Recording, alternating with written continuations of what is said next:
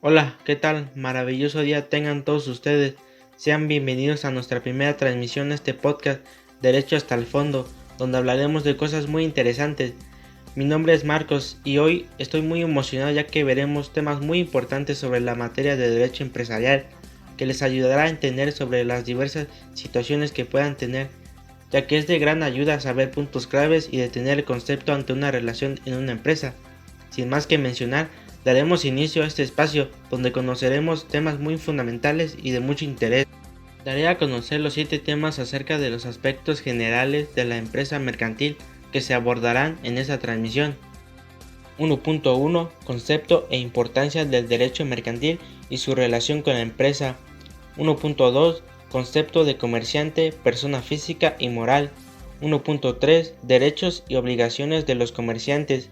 1.4 Actos de comercio y fundamento legal. 1.5 La empresa mercantil, concepto, naturaleza y características.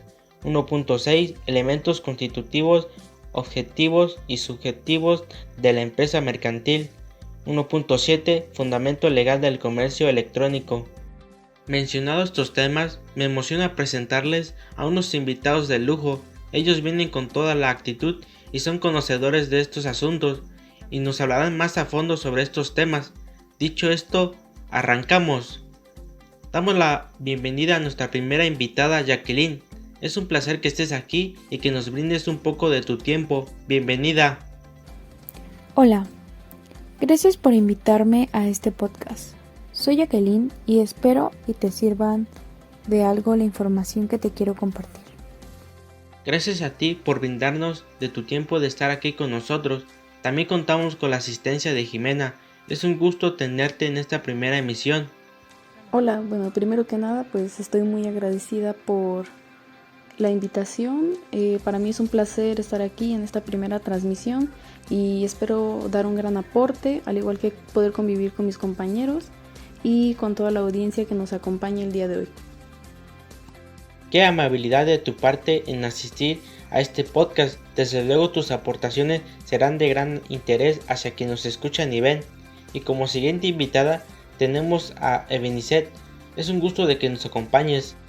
Hola, ¿cómo están? Estoy muy feliz de ser parte de este podcast y desde luego me gustaría ayudar a despejar sus dudas que tienen a todos los que nos sintonizan. Apreciamos que estés aquí. Tu información será de gran ayuda para nuestros oyentes. Y bueno, como último pero no menos importante, contamos con la participación de Luis Ángel. Mucho gusto que nos acompañes y te tomes el tiempo de compartir información de gran utilidad. Hola, mucho gusto compañeros y a toda la audiencia de Derecho hasta el Fondo. Espero que se encuentren muy bien todos. La verdad es un gran gusto de estar aquí con ustedes y poder hablar sobre todos los temas que tenemos preparados para todos ustedes. Algunas dudas, preguntas, estaría bien que al final pues nos las hicieran saber y poder aclarar, válgame la redundancia, todas sus dudas. Y pues nada más que decir, pues derecho y hasta el fondo. Gracias por estar presente a este podcast y no dejar pasar esta oportunidad. Y bueno, al igual yo también estaré brindándoles información ante los temas mencionados anteriormente. Ahora sí, empecemos con el primer tema a tratar. Hola, me presento, soy Jacqueline y hoy te hablaré sobre el concepto e importancia del derecho. Esa diferencia entre principios legales y normas legales es una distinción lógica. Ambos órdenes de normas señalan decisiones concretas sobre obligaciones legales en circunstancias determinadas, pero difieren por el carácter de la solución que ofrecen. Las normas legales son aplicables por completo o no son aplicables en lo absoluto. Es el orden conforme a la ley. Permite sobrellevar las relaciones públicas con la sociedad y está sujeta a una buena convivencia humana. Su principal objetivo es crear un ambiente agradable donde se pueda relacionar sanamente dentro de una comunidad, donde las normas rijan un ambiente de paz y una buena convivencia, tomando en cuenta que todos tenemos los mismos derechos y obligaciones basados en el respeto para con los demás. Son normas que establecen una relación para todos. Un orden peculiar de normas diferente a las normas jurídicas. Descubrimos súbitamente su presencia en torno al nuestro. Este intenta integrar a una comunidad de manera respetuosa, con los límites acordados y sin rebasar o violar alguno de sus derechos. Su fin es relacionarse con la sociedad de manera digna y amigable, dando lugar a las personas con el simple hecho de tener identidad, pues merecen respeto y deberán exigir sus derechos. El derecho se encuentra presente en cualquier suceso que se lleva a cabo en nuestro alrededor y más directamente en la sociedad en la cual vivimos. ¿Ello hace que ésta sea justa? Esta es una de las interrogantes que desarrollan en el trabajo, en donde concluyen que una sociedad, por más que sea compleja en instrumentos jurídicos que regulan la conducta de los hombres, esto no significa que sea más justa. Es importante porque bajo este contexto rige la buena convivencia humana. Es vital para la vida y desarrollo humano como parte de una persona. Es un valor al que se le atribuye desde que nosotros nacemos y al tener vida nosotros empezamos a tener derechos. En mi opinión, es algo fundamental como base de nuestra vida, porque pues está basada en pequeñas cosas que muchas veces no logramos percibir, como por ejemplo el derecho a la vida, el derecho a la educación, a una vivienda digna, a una oportunidad laboral, entre otras. En algunas partes de nuestro país, lamentablemente, estos derechos son violados por falta de recursos, conocimiento, falta de moral. No necesariamente el decir que tenemos derechos nos hace libres y poder gozar de ellos, porque tristemente la realidad es otra. Por otro lado, existen personas que ni siquiera saben que tenemos derechos, que jamás han pensado en eso y que se dan cuenta ya muy tarde o ya siendo adultos. ¿Qué información nos acaba de dar a conocer nuestra compañera Jacqueline? Sin duda es conocedora de este tema. No me espero de lo que mencionará del siguiente tema. Te doy nuevamente la palabra. Concepto de comerciante, persona física y moral. El comercio se desenvuelve en una escala cuantitativa sumamente amplia, desde el pequeño empresario que no cuenta más que con la mano de obra que es propia. Un comerciante es aquel que se dedica a actividades mercantiles, un trabajo cuyo propósito es promover la economía, comprar productos en determinado costo, darle otro valor y posteriormente revender a un precio mayor, generando así una ganancia. La solvencia de una persona física requiere un abordaje jurídico global. La persona física es aquella que tiene una identidad, estado civil o grupo étnico, y la posee por sí misma. Sabe el estado civil en el que se encuentra y en la que se da de una manera respetuosa, hacer que respeten los comerciantes a nivel de quien corresponda. Es importante reconocer esto a medida de lo posible, porque posteriormente en el campo laboral debemos saber distinguir de una manera correcta. La persona moral es una agrupación de personas físicas que se unen para un determinado fin. Son creados por el derecho. No poseen algo material directamente porque carecen de una identidad como personas. Por el contrario de una persona física que tiene identidad, ciudadanía, estado civil, etc. La persona entonces está capacitada para perseguir y alcanzar sus propósitos, con los que se deben conducir a la planificación y desarrollo de sus potencias intelectuales y espirituales. Este dominio se manifiesta de manera preferencial en aquellas cosas de las que es titular por naturaleza, no por voluntad de los hombres, esto es, sus derechos naturales. Una persona moral debe presentar una contabilidad ante el SAT, a lo contrario de una persona física, o solo en dado caso de que sus ingresos sean mayores a 4 millones. Las personas morales se deben a un régimen fiscal y estos son lucrativos. Las personas físicas son solo 4 en total, las cuales son empresario, arrendador, profesionista y asalariado. Muchas gracias por tus palabras, me impresionó tus argumentaciones sobre estos temas tan principales. Bueno, ahora ha llegado el turno de nuestra compañera Jimena. Adelante, te escuchamos. Yo les voy a hablar sobre lo que son los derechos y obligaciones del comerciante. Sabemos que los derechos y las obligaciones pues son parte fundamental de la base sobre la que se construye una sociedad. Estos son de gran ayuda pues para mantener el orden, respeto y justicia dentro de un grupo social o profesión. En esta ocasión nos vamos a enfocar sobre los derechos y obligaciones que tienen los comerciantes. Vamos a comenzar con los derechos. Estos son el concurso mercantil, la exclusividad en ciertas actividades económicas y la agremiación. El concurso mercantil nos dice que en caso de insolvencia, un comerciante puede obtener la declaración de concurso mercantil con la finalidad de acordar un plan que permita al comerciante obtener la quita o espera de sus acreedores. El párrafo anterior nos dice que ante la incapacidad de la persona física o jurídica para hacer frente a sus obligaciones financieras, pues el comerciante puede obtener la declaración de concurso mercantil, ya que su ventaja es que representa la oportunidad de que el comerciante negocie con los acreedores para así poder salir de dicha insolvencia, y el deudor insolvente deberá liquidar sus bienes para repartirle eso a sus acreedores. En segundo tenemos la exclusividad en ciertas actividades económicas. Esta nos dice que para poder realizar determinadas actividades, particularmente las de carácter financiero, es necesario tener la calidad de comerciante, como son el caso de las instituciones de seguros, las instituciones de finanzas y las instituciones de crédito, por mencionar algunos ejemplos.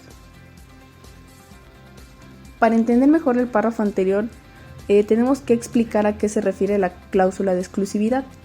De forma general, esta nos dice que es un pacto entre dos o más personas que han acordado un contrato entre ellas, y éstas se comprometen a no ofrecer sus servicios a otros contratantes.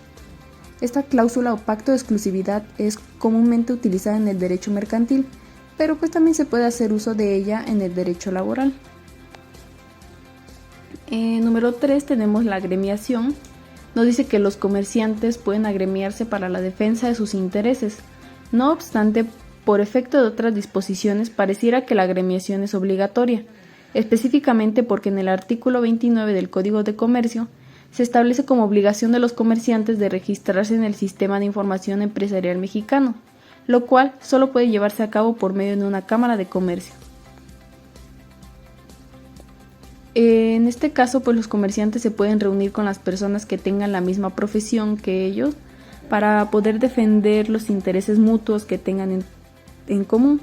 Es por ello que en los últimos años esta práctica se volvió una buena estrategia en la economía mexicana, ya que a través del gremio, el cual es una asociación formada por las personas que ejercen una misma profesión y se regula por un conjunto de reglas y normas para que se ejerza en defensa de los intereses de las personas. Gracias al gremio fue posible defender la actividad nacional y hacerle frente a las productoras extranjeras. Seguimos con lo que son las obligaciones. La obligación del comerciante debe establecer la contabilidad regular, la cual empieza el día en que adquiere el título de comerciante, y este debe ser consciente de ellas para no tener problemas o dificultades en el futuro al no cumplir correctamente con sus obligaciones que le corresponden. El Código de Comercio nos establece que los comerciantes están obligados a lo que es el anuncio de la calidad mercantil, inscribirse en el registro mercantil y llevar una buena contabilidad. La primera obligación, que es el anuncio de la calidad mercantil, nos dice que de acuerdo con la fracción primera del artículo 16 del Código de Comercio, todos los comerciantes, por el hecho de serlo, están obligados a la publicación por medio de la prensa de la calidad mercantil, con sus circunstancias esenciales y en su oportunidad de las modificaciones que adopten. Bueno, en resumen, nos referimos a que se debe dar a conocer por cualquier medio que una persona es o adquirió la profesión de comerciante, así como pues también la apertura del establecimiento, la ubicación del local, el nombre del establecimiento, entre otras cosas. Bueno, con el fin de continuar con la certeza jurídica, la cual es la protección legal que los poderes públicos otorgan al momento de firmar el contrato de la compraventa de un bien raíz, siempre y cuando la situación legal de ese inmueble esté completamente en regla. En número 2 de obligaciones tenemos inscribirse en el registro mercantil. La fracción segunda del artículo 16 del Código de Comercio establece que todos los comerciantes, por el hecho de serlo, están obligados a la inscripción en el registro público de comercio de los documentos cuyo tenor y autenticidad deben hacerse notorios. Bueno, pues la razón de requerir que ciertos actos se inscriban en el registro público de comercio es también para dar certeza jurídica pues de este mismo. Se toman en cuenta el nombre del comerciante, la clase del comercio al que se va a dedicar, el domicilio de los locales o establecimientos, entre otras cosas, y pues el incumplimiento o falta de este registro puede perjudicar a las terceras personas. El número 3 de las obligaciones es llevar una correcta contabilidad. La fracción tercera del artículo 16 del Código de Comercio nos señala que todos los comerciantes, por el hecho de serlo, están obligados a mantener un sistema de contabilidad conforme al artículo 33. Bueno, pues sabemos que la contabilidad es una técnica que nos ayuda a registrar de forma sistemática las operaciones de un comerciante. En este caso, el Código de Comercio no exige como tal un tipo de contabilidad específica, siempre y cuando se cuente con una y ésta sea adecuada para cada comerciante y las necesidades que tenga pues cada negocio. Es de mucho interés el tema que nos acabas de compartir. Me has llenado de información que ni yo sabía. Continuamos con el siguiente tema que nos brindará nuestra compañera Ebenicet. Te cedo la palabra. 1.4. Actos de comercio y fundamento legal. La definición de actos de comercio. La doctrina ha sido fecundada en definiciones de actos de comercio. También lo han sido en las críticas a las formuladas. Ninguna definición de acto de comercio es adaptada, únicamente su noción por sus múltiples facetas. Parece haberse escapado, a pesar de los arduos esfuerzos de destacados mercantilistas, a los límites precisos de una definición. Los autores, en su mayoría, la consideran inalcanzable. Nuestro Código de Comercio no define el acto de comercio, se limita a enumerar casuísticamente una serie de actos a los que se otorga este carácter. El acto de comercio es cuando se intercambian bienes o servicios por parte del comprador y venta. Esto quiere decir que el acto de comercio es la acción de cambiar un bien o servicio por su valor monetario. De la misma manera, al hacer esto, tiene que cumplir con una serie de normas dadas por el Código de Comercio, con el fin de cumplir con lo pactado con el comprador, ya que de lo contrario podrán entrar en vigor la ley y serán sancionados.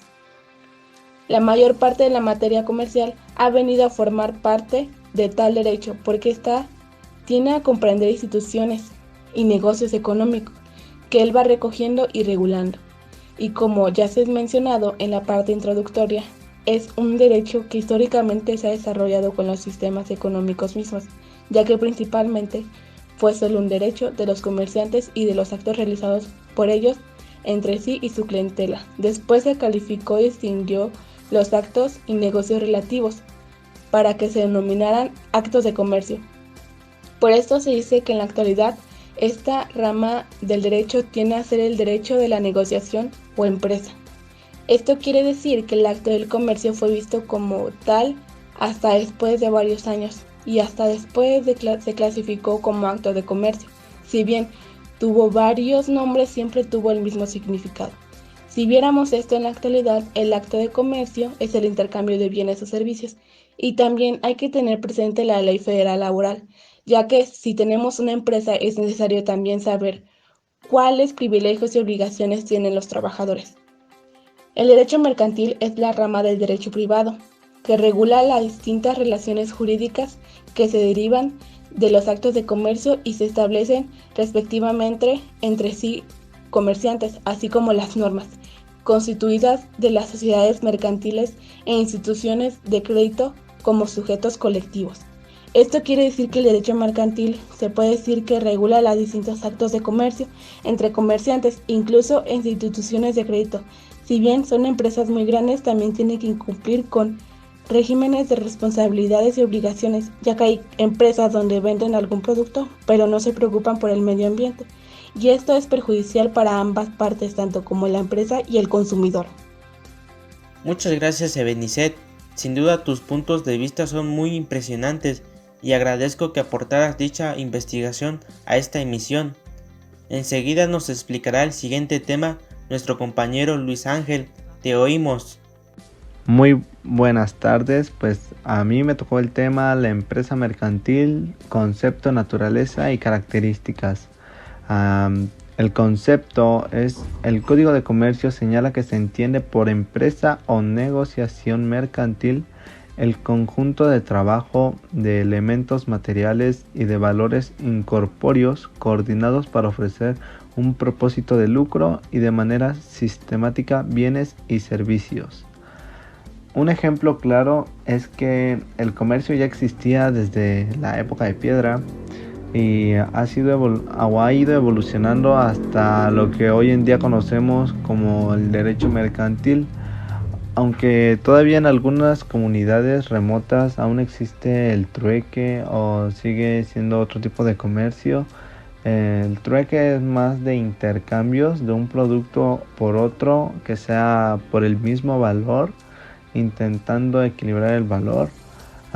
Por ejemplo, 1 kilo de jitomate por medio kilo de tortillas, y pues son ejemplos que se dan todavía en algunos pueblos.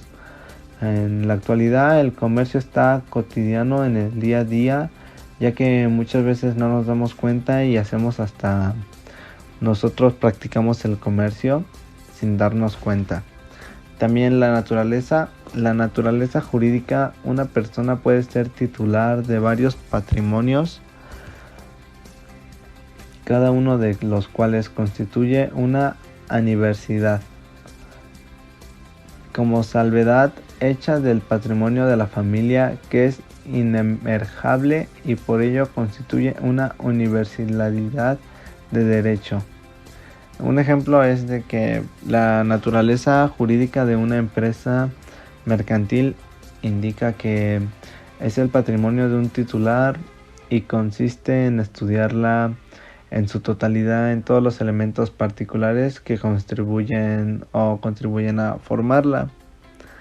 De igual manera, pues es afirmado como la identidad que asume la empresa con su titularidad y responsabilidad en los propietarios y en los términos legales. En pocas palabras, es el cómo está jurídicamente hecha la empresa y cuáles son sus responsabilidades, sus obligaciones, cómo está más que nada su organigrama institucional y jurídico. También tenemos las características, que debe tener una empresa mercantil son pues la nacionalidad, de dónde es o de dónde es originada o fundada, de dónde fue fundada, el fin de lucro, sobre qué tipo de empresa es o cuál es su origen y cuál es uno de sus objetivos o patrimonios. La dirección de la empresa también es muy importante conocer, al igual que pues todos los demás elementos que contenga la propia empresa. De igual manera se constituye mediante estructura y registro correspondiente, o también ya sea una sociedad mercantil debe tener un patrimonio activo y otro pasivo. Estos son los bienes y derechos, mientras que el pasivo son las obligaciones o deudas de la propiedad. También debe tener una denominación social, como ya lo decíamos, algo que identifique a la empresa o que la distinga de las demás. Aparte de su nacionalidad y de su domicilio, debe tener su capacidad jurídica. Como toda sociedad mercantil o empresa, debe de tener una personalidad jurídica propia, es decir, que debe tener la atribución de sus derechos, responsabilidades y obligaciones marcadas por un ordenamiento o acto jurídico. Vaya, qué aportaciones nos acabas de brindar. Espero los que nos acompañan en esta emisión les esté gustando. Bueno, pasemos al penúltimo tema. Te cedo nuevamente la palabra. Adelante. Muchas gracias, compañero Marcos, y pues vamos con el siguiente tema, que es 1.6, elementos constitutivos, objetivos y subjetivos de la empresa mercantil. Para empezar hay que saber qué es pues los elementos constitutivos, y es el aporte realizado por los socios a la sociedad, constituyendo en un principio de un activo. En otras palabras, es la garantía que da la persona real para el acreedor, que son como algo que desprende para su patrimonio de la persona hacia la institución o la empresa para convertirse en su patrimonio. Ahora bien, comenzamos con lo que son los elementos constitutivos. Capital social. Es el aporte realizado por los socios a la sociedad, constituyendo en principios un activo, es decir, una garantía tanto personal como real para el acreedor.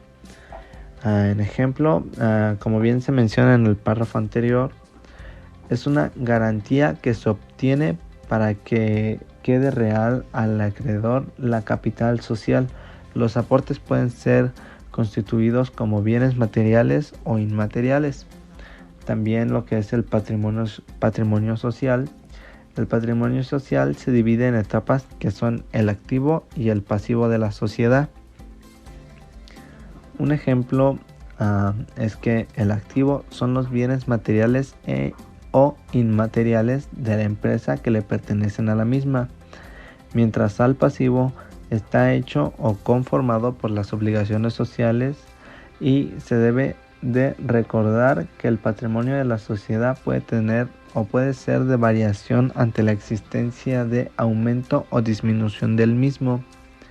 El patrimonio neto constituye la parte residual de los activos de la empresa, una vez deducidos todos sus pasivos exigibles. Un ejemplo es que se entiende por el conjunto de los bienes y derechos que posee la empresa en su momento determinado, y se calcula restando todos los pasivos de los activos de cualquier entidad. Quedaría como activos menos pasivos sería igual a patrimonio neto. También tenemos las acciones. Las acciones son las que representan parte de cuota del capital de la empresa. Todas tienen el valor nominal y dan derecho a un voto. También los accionistas o socios. El estatus de accionista permite el ejercicio de un conjunto de derechos. Los accionistas son, ahora sí que primero están las acciones, que son pequeñas partes que se le da al accionista, donde tiene derecho de un porcentaje mínimo o dependiendo de las acciones que tenga sobre la empresa. Esto pues ayuda o favorece a ambas personas, tanto al accionista como a la empresa, porque así se va expandiendo más y el accionista pues recibe un beneficio por tener aquellas acciones.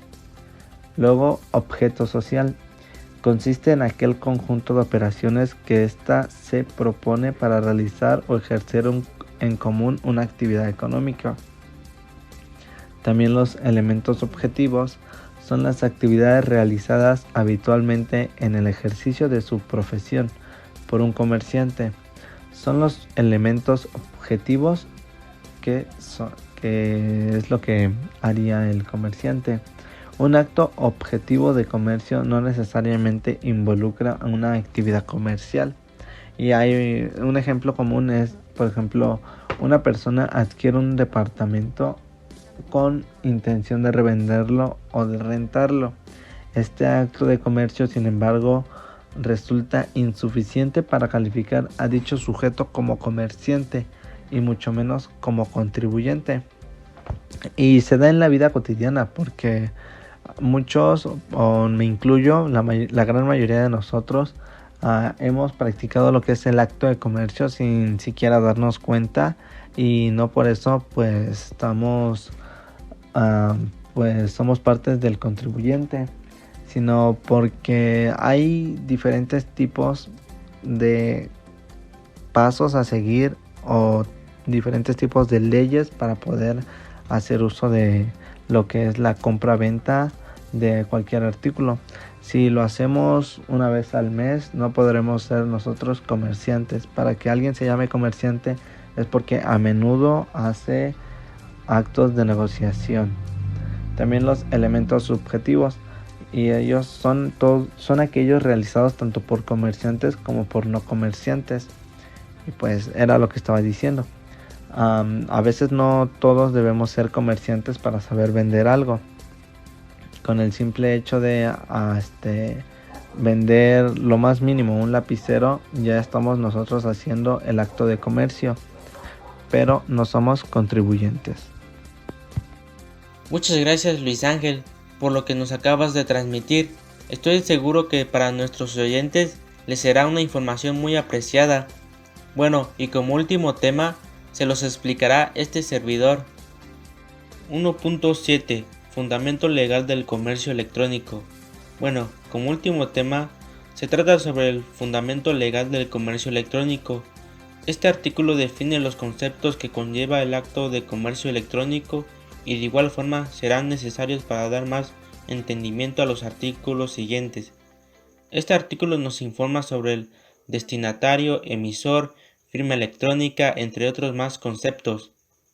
Dando inicio a este tema, las disposiciones de este título regirán en toda la República Mexicana en asunto del orden comercial, sin perjuicio de lo dispuesto en los tratados internacionales de los que México sea parte. Esta pequeña parte del artículo 89 del Código de Comercio nos menciona sobre todos aquellos detalles que constituyen el entendimiento de los conceptos claves. Como este artículo lo menciona, los destinatarios o beneficiarios son las personas que se van a responsabilizar de aceptar el mensaje de dicho documento, que a su vez son enviados por el emisor, y de ese modo el emisor va a ser la persona que se compromete a enviar el mensaje de información, y el destinatario, o también conocido como receptor, va a ser la persona que va a asumir a recibir el mensaje de la información, que va a desempeñar una función de cumplimiento. Algunas de las personas involucradas dentro del mensaje de datos van a ser el emisor, beneficiario, el firmante, el intermediario, ya que el mensaje de dicha información de datos va a ser aquel documento que se va a generar para después ser enviado, puesto que se recibe y se archiva con la ayuda de cualquier plataforma digital o a través de cualquier medio electrónico. La firma electrónica va a hacerse cargo de la identificación ante la relación que existe entre el mensaje de datos y lo que es el firmante. El servicio de información va a ser encargado de enviar, recibir, archivar o procesar los mensajes de datos enviados entre lo que es el emisor y el beneficiario, o también conocido como el receptor. Dicho de otra manera, el comercio electrónico, en otras palabras, va a ser el método por el medio del cual se hace una compra y venta de productos a través de Internet. Además, los prestadores de servicios de certificación, a los que se refiere la fracción segunda del artículo anterior, contendrán en su objetivo social las actividades siguientes, según corresponda y de acuerdo con el servicio que pretenda ofrecer. Fracción primera: verificar la identidad de los usuarios y su vinculación con los medios de identificación electrónica. Segunda fracción: comprobar la integridad y suficiencia del mensaje de datos del solicitante y verificar la firma electrónica de quien realiza la verificación. Como podemos apreciar, lo mencionado antes de este artículo nos da los puntos más específicos de lo que sería el comercio electrónico, lo que conlleva como también dan a conocer sus fundamentos sobre estos diferentes enfoques. En este ámbito del comercio electrónico, lo que he visto de este tema de la compra y venta en línea de páginas de internet sería un común ejemplo de cuando queremos comprar cualquier artículo visto, que son los más comunes, que serían ropas, calzados, figuras de colección, entre otros, que a través de internet solicitamos dicho artículo. Desde ese momento ya estamos creando una demostración de la voluntad y que con ella una obligación, y a su vez que entreguemos a dicha plataforma de internet, como serían las más reconocidas en nuestro país: Amazon, Mercado Libre, Walmart, Shein, ya que existen muchas variantes de páginas de compra en línea, de modo que va a desempeñar la función del destinatario. Pero para que podamos comprar en línea, todas las páginas de internet que se dediquen a vender dichos artículos de comercio, desde que ingresamos a su página de web, nos piden ingresar información básica, tales como nombre, domicilio, correo electrónico, fecha de nacimiento y los datos de tarjeta de débito. Ahora, completando lo siguiente, ya estaremos llevando a cabo los derechos y las obligaciones de los bienes y servicios a través de internet. Por lo tanto, el artículo 113 del Código de Comercio, en el caso de que un prestador de servicio de certificación sea suspendido, inhabilitado o cancelado en su ejercicio, el registro y los certificados que haya expendido pasarán para su administración a otro prestador de servicios de certificación, que para tal efecto señale la Secretaría mediante reglas generales. A mi parecer, prácticamente este artículo nos indica que estos prestadores de servicios de certificaciones van a poder ser personas físicas o también van a poder ser lo que son personas morales. Por ejemplo, en personas físicas van a poder ser notarios públicos, corredores públicos, y en cuanto a personas morales podrán ser empresas, instituciones públicas, pero van a requerir lo que sería la aprobación de la Secretaría de Economía para poder realizar este tipo de procedimiento. La forma en que puede expirar esta certificación es que se concluya el tiempo de plazo determinado de la vigencia, y además de que no cumpla con los requisitos establecidos en la ley por perjuicio o inutilidad. En el suceso de los extranjeros, nos dice que la firma electrónica va a poder ser utilizada o establecida, y asimismo de igual forma dentro de la República Mexicana como fuera del país. Wow, sin duda estas argumentaciones han sido muy interesantes, y bueno, ya como para terminar, cada uno de nuestros invitados dirá sus conclusiones de los temas que hablarán. Adelante. La verdad me agradó conocer de este tema a profundidad, puesto que es interesante el cómo todo lo que nosotros lo vemos hoy día normal tuvo que atravesar por la lucha de alguna persona que promovió que fuese un derecho para beneficio de la sociedad. Todos los días nosotros ejercemos derechos, como por ejemplo el derecho a la vida, a la educación, a la salud, entre otros. Aunque para muchos de nosotros esto ya sea algo normal, no todos cuentan con ese privilegio.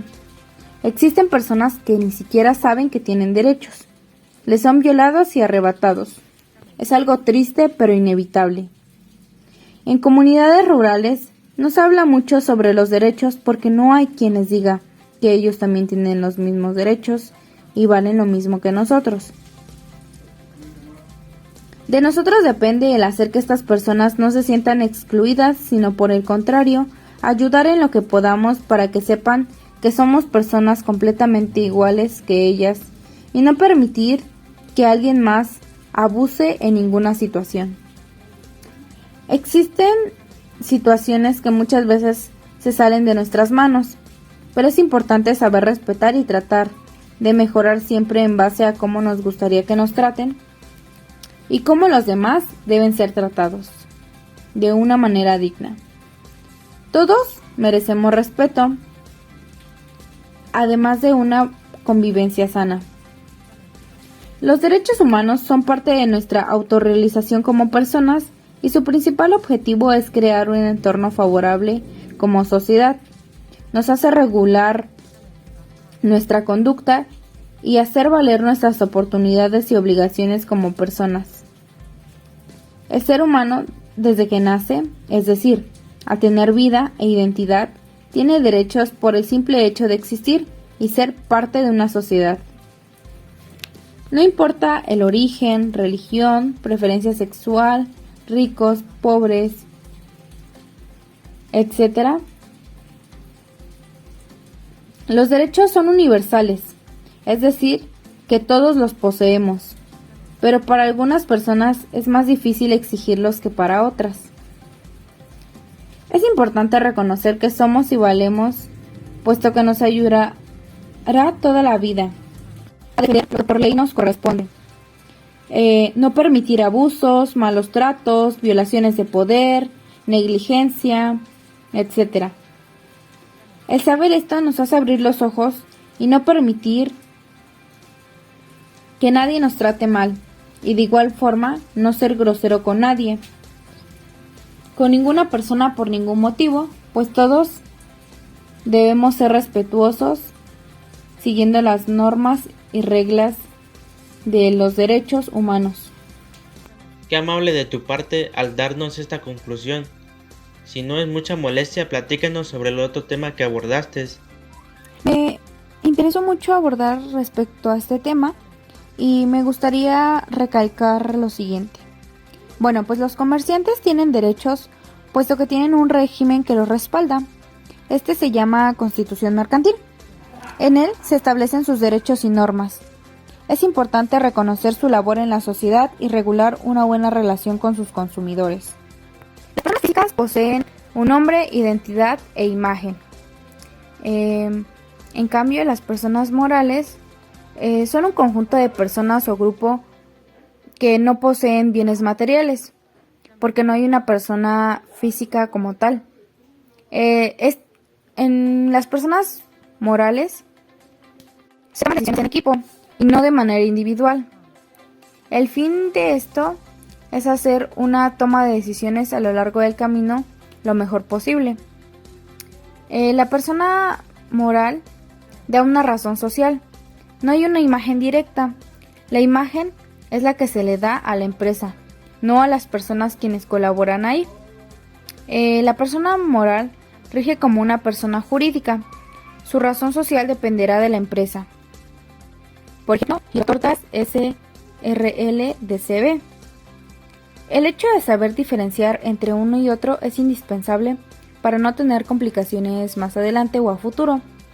No cometer error alguno, pues ambos se ocupan en distintas situaciones.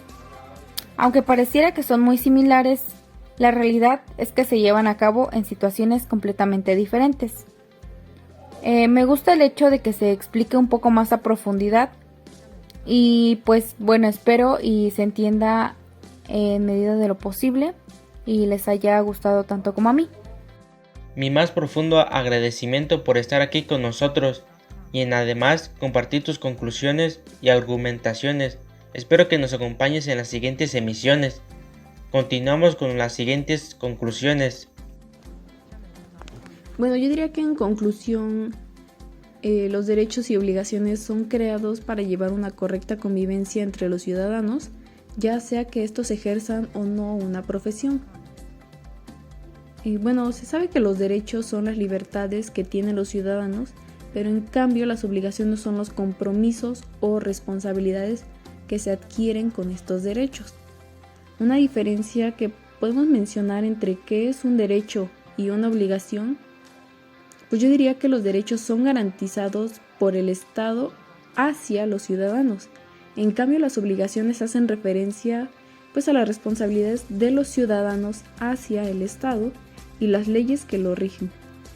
En este caso, los comerciantes deben tener conciencia de cuáles son sus derechos y obligaciones, así como los trámites o requisitos básicos de acuerdo con las normas o leyes vigentes que les corresponden. Pues es decir, siempre tienen que estar actualizándose en cuanto a lo que se requiere para ejercer esa profesión correctamente y sin ningún tipo de problema.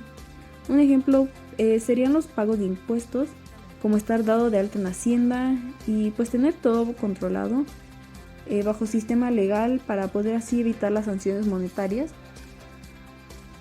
Y pudiese parecer que son muchos requisitos y lamentablemente algunas personas exigen sus derechos como comerciantes, pero la mayoría no se compromete a cumplir sus obligaciones y bueno, se sabe que no puede haber derechos sin tener obligaciones y viceversa.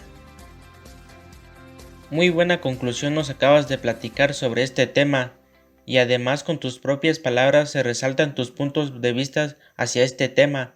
Esperamos y nos acompañes en las próximas transmisiones. Escuchemos la siguiente conclusión. 1.4. Actos de comercio y fundamento legal. Como podemos ver que los actos de comercio es cuando dos personas intercambian bienes o servicios por un fin común, en parte el comprador quiere adquirir un bien o servicio que son de su utilidad a cambio de un valor monetario, y por parte del vendedor quiere dar bienes o servicios a cambio de dinero, ya que a esto se le llama comercio. Después del acto de comercio, el vendedor pasa a ser comerciante, y esto quiere decir que tiene varias obligaciones.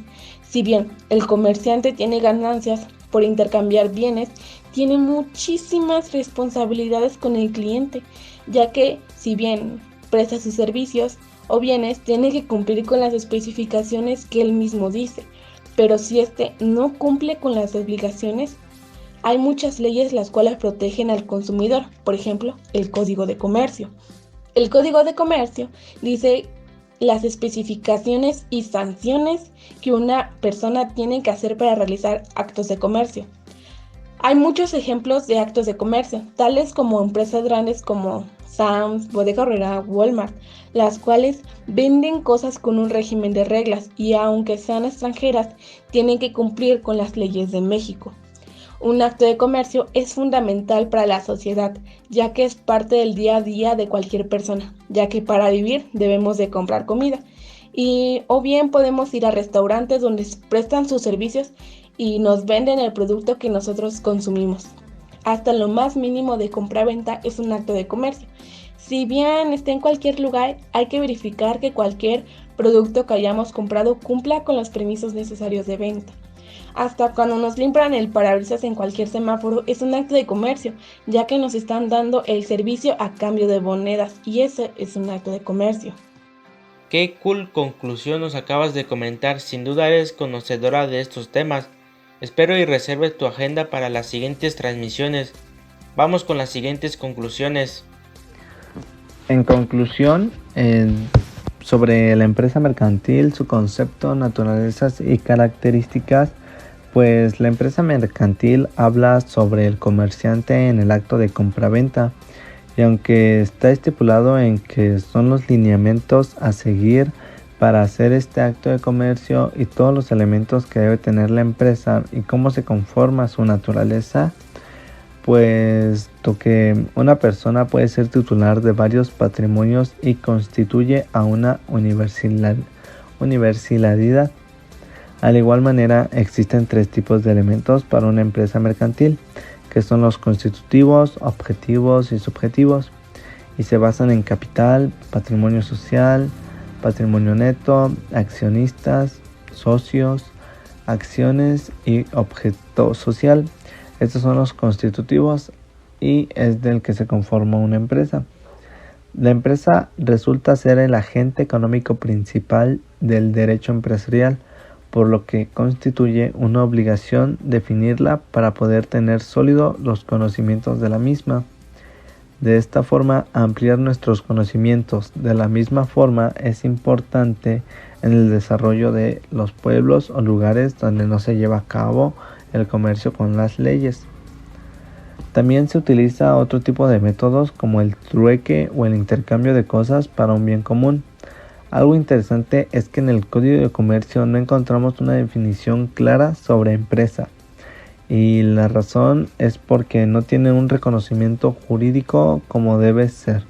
Sin embargo, entre las búsquedas que hice, encontré en el Manual de Introducción al Derecho Mercantil de la UNAM, y dice que una empresa puede ser definida como una actividad que consiste en coordinar u organizar tanto elementos corpóreos como incorpóreos, así como el trabajo de las personas para producir o intercambiar bienes o servicios. Podría decirse que la empresa es una actividad donde se lleva la organización de ciertos elementos como el objetivo de producir o intercambiar bienes o servicios, y estos pueden clasificarse como materiales corporales, incorporales o personales. Se preguntarán qué es un elemento corpóreo, y básicamente pues son los que se ocupa un lugar, un espacio y son visibles y tangibles. Un ejemplo sería las camionetas o camiones que son de la empresa, sus edificios, su lugar de trabajo o todos los aparatos o equipos electrónicos que se necesiten para el correcto funcionamiento de la empresa. Ahora, también un elemento incorpóreo es lo contrario. Son aquellos que no son visibles ni tangibles y no es material sino solo jurídicamente.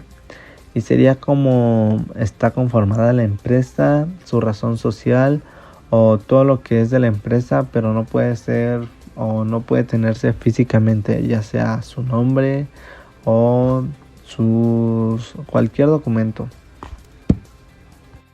Qué conclusión bastante interesante nos acabas de brindar. Y como siguiente conclusión de este tema abordado, Como siguiente conclusión, está lo que es conclusión de elementos constitutivos, objetivos y subjetivos de la empresa mercantil.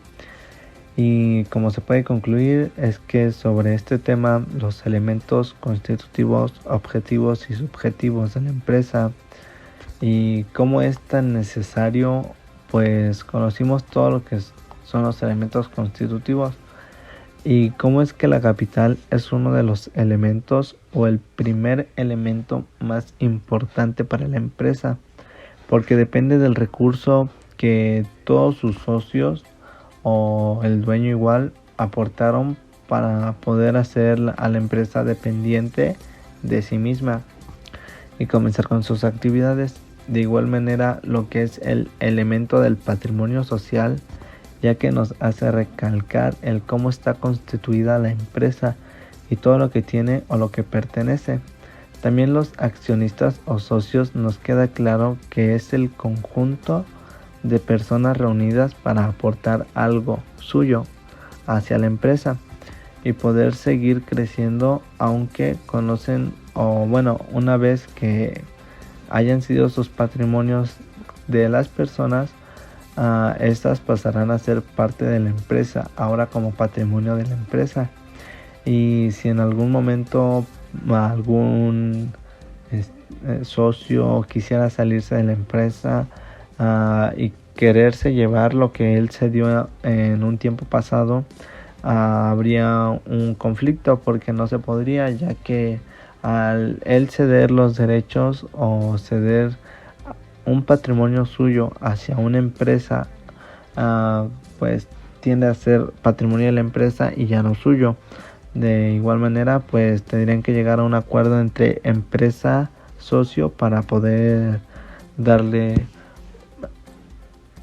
algún patrimonio de él o algo que le haya correspondido al socio. te agradezco que nos acompañaras en esta primera transmisión. Tus aportaciones han sido muy impresionantes. Las puertas estarán abiertas si gustas venir a los siguientes podcasts.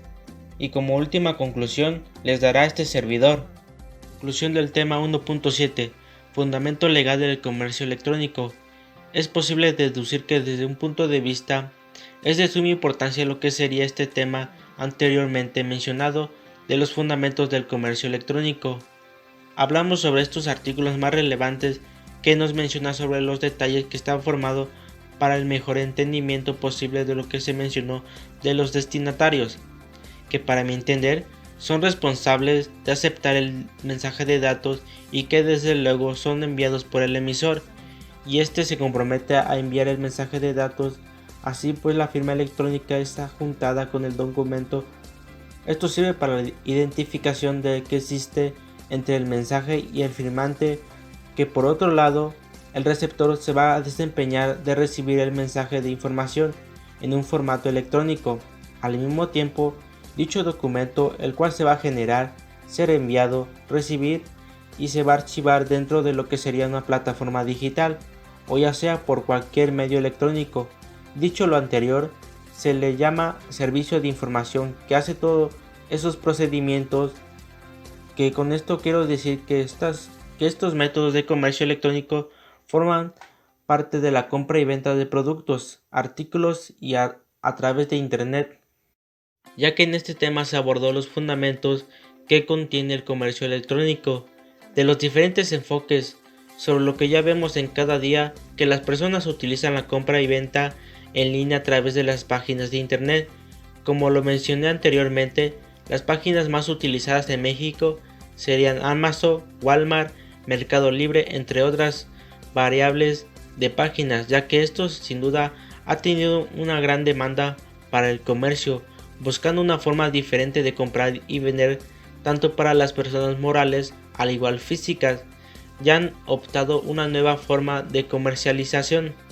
Sin embargo, este nuevo manejo de comercialización igual tiene sus derechos y obligaciones, sus ventajas y desventajas, ya que se requiere una información muy precisa para que se realice estas compras y ventas, y así pues tener que conocer en cómo ingresar los datos necesarios que pide la página, saber las reglas para el procedimiento del envío, cumplir con los requisitos de estas páginas en que lo piden, como los avisos y privacidad, estar al momento sobre la recepción y dar el curso de la causa, y prácticamente para la forma que se expire una certificación es que se termine el tiempo de plazo determinado de la vigencia, y por consecuencia de que no cumpla con los requisitos establecidos en la ley, ya sea por perjuicio. Y solo para recordarles, para que no tengan ningún problema, lo fundamental para este tipo de comercio electrónico es tener en claro qué es lo que lo conforma.